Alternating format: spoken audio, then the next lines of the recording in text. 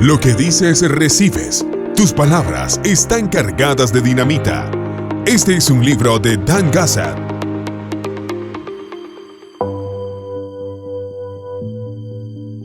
Capítulo 2. Tus medios invisibles de sustento. Mabel Marvin, que asistía a uno de mis servicios religiosos, me contó un buen ejemplo de los resultados que pueden obtenerse al creer en la palabra de Dios. Ella y su esposo triunfaron después de una difícil situación, solamente porque insistieron en mantener sus convicciones, apartando de sus pensamientos las palabras negativas, y por haber proclamado en voz alta su inquebrantable fe en la divina providencia. Me parece casi seguro que Satanás estuvo más ocupado que de costumbre el día que esta historia comenzó, porque era domingo, en el momento en que la gente regresaba a sus hogares después del culto. Satanás debe haber estado consciente que tenía que trabajar más que otros días para contradecir todo lo que la gente había escuchado en la iglesia. Probablemente estaba observando la situación de Mabel lleno de gozo, pero él no tuvo en cuenta que ella confiaba en el poder de la palabra hablada, cuando ésta es usada de acuerdo con los principios de Dios. Veamos ahora el relato de Mabel con respecto a esta situación.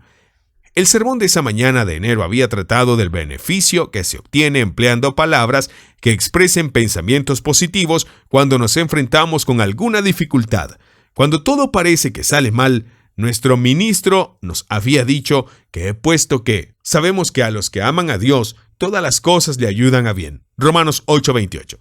Sabemos que Dios hará que nuestras peores circunstancias se reviertan para nuestro beneficio, a pesar de que lo que pretendemos nos parezca un imposible en ese momento. Estaba por recibir una lección objetiva del sermón de esa mañana. Al salir de la iglesia en nuestro camino de regreso a la casa, aparentemente todo nos salía mal. Nuestro camión ya viejo, que era nuestro único medio de transporte y también nuestro medio de sustento, puesto que trabajábamos entregando leche, sufrió un desperfecto, a pesar de que solo un mes atrás lo habíamos reparado. Esto nos desesperó porque eso ocurrió durante la guerra y por lo tanto todo estaba reaccionado. «Ahora sí que no podremos arreglarlo», dijo Enrique, mi esposo. «No sé lo que vamos a hacer. Había tantas personas que me precedían en la fila de prioridad que el distribuidor me había dicho que bien podían transcurrir 2 años antes de que yo consiguiese un camión nuevo. Pero nosotros lo necesitamos ahora. ¿Cómo iremos a la iglesia ahora? ¿Cómo conseguiremos forraje para nuestras vacas? ¿Cómo vamos a entregar nuestra leche o conseguir nuestras provisiones? Esto realmente me aflige». «Para Dios todo es posible», le recordé. «Hemos orado mucho y ahora ya es tiempo que roguemos al Señor para que nos ceda un camión nuevo. Pongamos en práctica el sermón de esta mañana». Enrique me miró como si yo hubiera perdido la razón.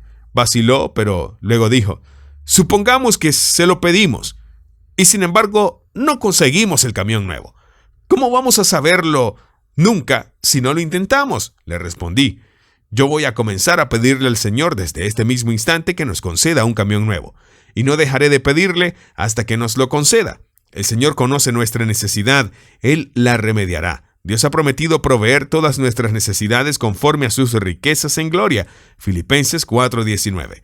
Teníamos que recorrer 2 millas sobre 2 cerros, y el frío era intenso, pero a cada paso en el camino rogábamos a Dios que nos concediese un camión nuevo. Al día siguiente continué orando a Dios. Estaba de rodillas, aún rogando a Dios, cuando Enrique me llamó para avisarme que había conseguido un camión nuevo.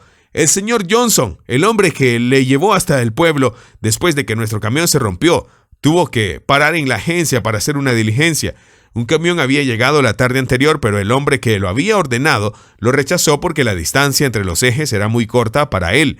El señor Johnson le informó al agente de nuestra necesidad y Enrique obtuvo su camión nuevo. No existen coincidencias con Dios, o tal vez es mejor repetir esto con las palabras textuales de Sam Feldman, un querido hermano hebreo en el Señor, quien siempre dice que la coincidencia es una obra de Dios. Todos aquellos que caminamos con Dios hemos visto demasiadas coincidencias después de haber orado. Son tantas las respuestas accidentales y por demás frecuentes las que recibe aquel que ora con fervor, que es imposible creer en coincidencias. Mabel Marvin simplemente había aprendido el poder de usar palabras como un instrumento de fe para abrir la puerta a fin de alcanzar las abundantes bendiciones de Dios. Ella había aprendido que Dios era su fortaleza invisible. ¿Cómo puedes tú aprender para que Dios se vuelva tu fortaleza invisible? Es muy sencillo, simplemente sigue estas instrucciones. Si deseas construir una chimenea, te consigues un libro sobre construcciones que te indica cómo hacerlo.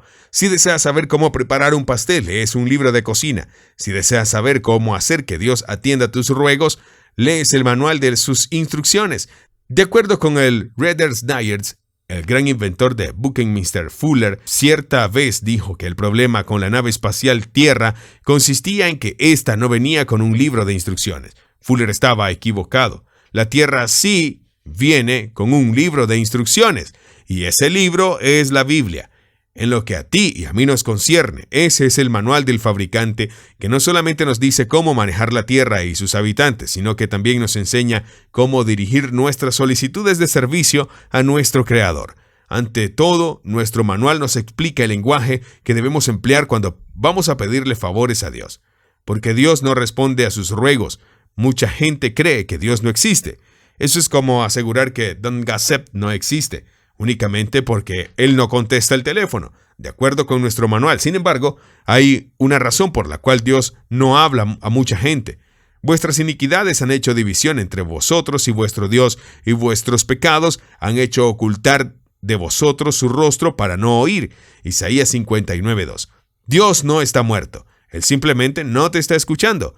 ¿Qué podemos hacer para que Dios nos escuche? El manual incluye también eso. Ante todo, no debería sorprendernos si Dios no nos está escuchando, puesto que el manual nos advierte que todos pecaron y están destituidos de la gloria de Dios. Romanos 3:23. Por consiguiente, si tenemos dificultad para que Dios nos oiga, debemos pedirle que nos perdone y borre nuestros pecados. Él puede perdonar nuestros pecados porque su Hijo, Cristo Jesús, pagó por nosotros. Jehová cargó en él el pecado de todos nosotros. Isaías 53:6. Cristo Jesús pagó por el mundo entero, pero para aprovecharnos de eso, la Biblia nos dice que tenemos que dar ciertos pasos. Así que arrepentíos y convertíos para que sean borrados vuestros pecados. Hechos 3:19. Arrepentirse es decidir a seguir los caminos de Dios pidiendo su perdón para los pecados que hayamos cometido, y si nunca antes lo hubiésemos hecho, pedirle a Jesucristo que entre en nuestro corazón y vida. Apocalipsis 3:20. Si hemos conseguido estos simples pasos, la sangre de Jesucristo, su Hijo, nos limpia de todo pecado. Primera de Juan 1:7. El Espíritu de Cristo viene a morar en nosotros.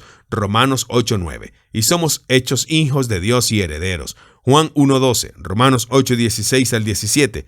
Y entonces invocarás y te oirá Jehová. Clamarás y dirá él, heme aquí. Isaías 58:9. El hombre de la calle, si piensa alguna vez en Dios, probablemente cree que Él es su Padre, pero ¿lo considera Dios su Hijo?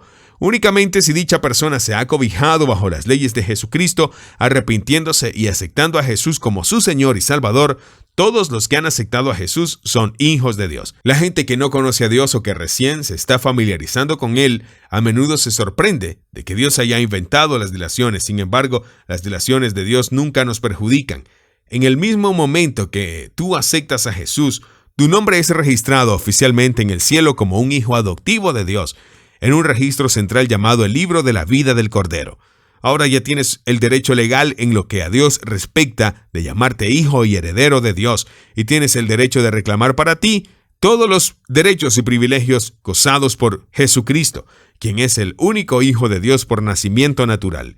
Tú eres coheredero con Jesucristo y puedes compartir todos sus privilegios. Es obvio, lo que digas te será hecho. Cuando Dios te adopta, te espera una nueva vida plena, una vida eterna, que se conduce de acuerdo a reglas que son completamente diferentes a aquellas que has seguido hasta entonces. Antes tú procediste de acuerdo con las leyes de la naturaleza. Ahora, aunque sigues funcionando de acuerdo con las leyes de la naturaleza, tienes un segundo juego de leyes a tu disposición. Como uno de los hijos de Dios, tienes el derecho de actuar de acuerdo con sus leyes sobrenaturales. Ken Copeland, uno de sus libros, dijo un ejemplo muy bueno de cómo las leyes sobrenaturales de Dios pueden algunas veces romper sus leyes naturales.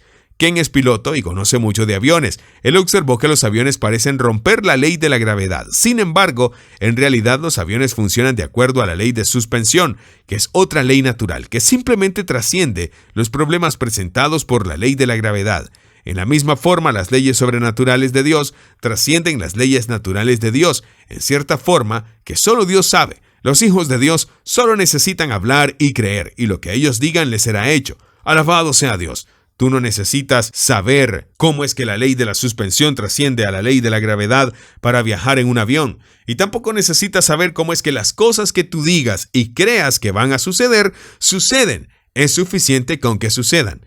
Así como los hijos naturales del universo tienen que aprender a caminar sin ser derribados por la ley de la gravedad, así también los hijos sobrenaturales de Dios tienen que aprender a manejar sus leyes sobrenaturales sin ser derribados por sus leyes naturales. Aprender a caminar con el Espíritu lleva tiempo, al igual que lleva tiempo aprender a caminar con la materia, pero bien vale la pena el esfuerzo. Agradando a Dios. Número 1. Yo hago siempre lo que le agrada. Juan 8:29. Esta es la fuerza que me motiva en mi vida cristiana. Agradar a mi Padre, haciendo todo aquello que a Él le satisface. Número 2. Y cualquier cosa que pidiéramos la recibiremos de Él, porque guardamos sus mandamientos y hacemos las cosas que son agradables delante de Él. Primera de Juan 3:22. Las respuestas a nuestras oraciones están sujetas a que hagamos todo aquello que es agradable delante de Él. Si mis oraciones no obtienen respuesta, debo tratar de agradarle más, puesto que yo sé que sus ojos están siempre puestos sobre mí. Número 3. Tuve testimonio de haber agradado a Dios. Hebreos 11:15. Este es el deseo de mi corazón, mi osada ambición, que pueda tener este mismo testimonio, que pueda contentar a Dios con mi vida, mi talento, mi dinero y mi todo. Número 4. Pero sin fe es imposible agradar a Dios. Hebreos 11:6. Puesto que puedo agradar a Dios solamente con mi fe, yo me atreveré a vivir la vida de fe. Vivo en la fe del Hijo de Dios. Gálatas 2:20. Cerca de ti está la palabra, en tu boca y en tu corazón. Esta es la palabra de fe que predicamos. Romanos 10:8. Así que la fe es por el oír, y el oír por la palabra de Dios. Romanos 10:17. Número 5. ¿Trato de agradar a los hombres? Pues si todavía agradara a los hombres, no sería siervo de Cristo. Gálatas 1:10. Como un verdadero creyente sobre todas las cosas, trato de agradar a mi Dios, no sirviendo al ojo como los que quieren agradar a los hombres. Efesios 6:6. Número 6. Así que los que somos fuertes debemos soportar las flaquezas de los débiles y no agradarnos a nosotros mismos. Cada uno de nosotros agrade a su prójimo en lo que es bueno para edificación, porque ni aun Cristo se agradó de sí mismo. Romanos 15:1-3. Agradar a Dios significa renunciar a agradarme a mí mismo a fin de entender a Dios y no a otros. Número 7. Porque así dijo Jehová, y escojan lo que yo quiero. Isaías 56:4. Yo preferiré hacer las cosas que agradan a mi Dios. Si pues coméis o bebéis o hacéis otra cosa, hacedlo todo para la gloria de Dios. Primera de Corintios 10:31. Y todo lo que hacéis sea de palabra o de hecho, hacedlo todo en el nombre del Señor Jesús, dando gracias a Dios Padre por medio de Él. Colosenses 3:17. Y todo lo que hagáis, hacedlo de corazón, como para el Señor y no para los hombres, sabiendo que del Señor recibiréis la recompensa de la herencia, porque a Cristo el Señor servís. Colosenses 3:23-24.